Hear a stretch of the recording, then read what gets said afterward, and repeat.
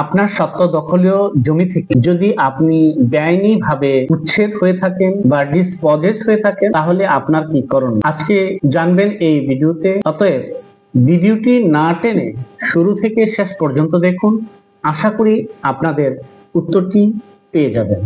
আপনি আপনার সত্ত্ব দখলীয় জমি থেকে যদি বেআইনি ভাবে অর্থাৎ without following the legal procedure কেউ যদি আপনার সত্ত্ব দখলীয় জমি থেকে আপনাকে ডিসপোজেস বা উচ্ছেদ বা বেদখল করে তখন আপনার কি করণীয় এই বিষয়ে সুনির্দিষ্ট প্রতিকার আইনের 8 এবং 9 ধারায় বলা আছে।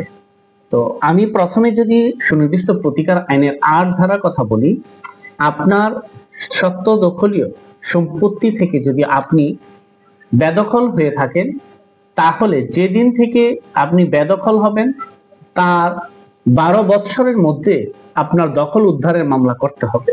এই ক্ষেত্রে আপনাকে আপনার দাবিকৃত জমির মালিকানার সত্ত্ব অর্থাৎ টাইটেল আপনাকে প্রুফ করতে হবে। যদি আপনি আপনার বেদখলকৃত জমির সত্ত্ব বা মালিকানা প্রমাণে ব্যর্থ হন তাহলে কিন্তু মামলাটি খারিজ হয়ে যাবে, আপনি হেরে যাবেন। আর 9 ধারার যে বিষয়টি রয়েছে সেটা হচ্ছে আপনি যে তারিখ থেকে বেদখল হবে তার 6 মাসের মধ্যে মামলাটি করতে হবে এবং এই ক্ষেত্রে আপনাকে আপনার শুধুমাত্র দখল বিষয়ক নিশ্চয়তা বা আপনি এই জমিতে দখলে ছিলেন এবং এই জমি থেকে আপনি বেআইনি ভাবে ডিসপোজেস হয়েছেন বা উচ্ছেদ হয়েছেন বা বেদখল হয়েছেন এই জিনিসটাই শুধু আপনাকে প্রুফ করতে হবে। আপনার এই ক্ষেত্রে মালিকানার বা সত্ত্বের প্রমাণ জরুরি নয়।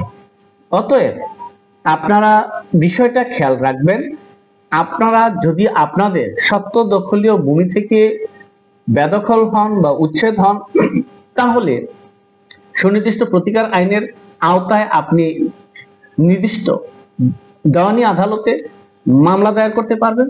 আর দ্বারা যদি করতে চান সেক্ষেত্রে আপনার যদি আপনার কাগজের মালিকানার ধারাবাহিকতা ঠিক থাকে, আপনার দখল ছিল এই জিনিসটা প্রুফ করে, তাহলে আপনাকে বেদখলের 12 বছরের মধ্যে মামলাটা করতে হবে।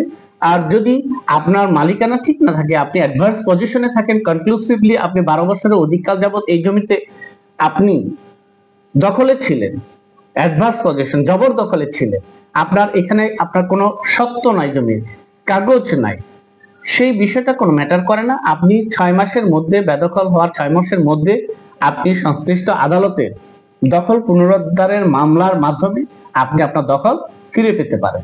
তবে এই ক্ষেত্রে সবশেষ আমি যে কথাটা বলবো, 8 ধারার যে মামলাটা সেটা কিন্তু স্থায়ী বা চিরস্থায়ী সমাধান, আর 9 ধারার যে সমাধান সেটা হচ্ছে অস্থায়ী সমাধান। অতএব আশা করছি আপনারা বিষয়টি বুঝতে পেরেছেন। আপনাদের বেদখল হওয়ার পর আপনাদের কি করণীয় সেই বিষয়টা এই ভিডিও থেকে আপনারা নিশ্চয়ই জেনেছেন। অতএব আপনারা চেষ্টা করবেন আপনাদের সত্ত্ব দখলীয় জমিতে আপনার দখল বা পজিশন বজায় রাখা, আপনাদেরকে কোনোভাবেই যাতে ডিসপোজেস করতে না পারে অন্যায়ভাবে, এই জিনিসটা আপনাদের খেয়াল রাখতে হবে। আরেকটা কথা বলে আমি এই ভিডিও থেকে বিদায় নিব, 9 ধারায় কিন্তু সরকারের বিরুদ্ধে মামলা দায়ের করা যাবে না। সরকার যদি আপনাকে কোনো কারণে ডিসপোজেস করে থাকে, আপনাকে বেদখল করে থাকে, তাহলে কিন্তু সরকারের বিরুদ্ধে 9 ধারার মামলা দায়ের করা যাবে না। আশা করি ভিডিও থেকে আপনাদের প্রশ্নের বিষয়টা ক্লিয়ার হয়েছে। আপনাদের যে মনের আকাঙ্ক্ষা ছিল বা জানার যে প্রত্যাশা ছিল সেই প্রত্যাশাগুলো পূরণ হয়েছে।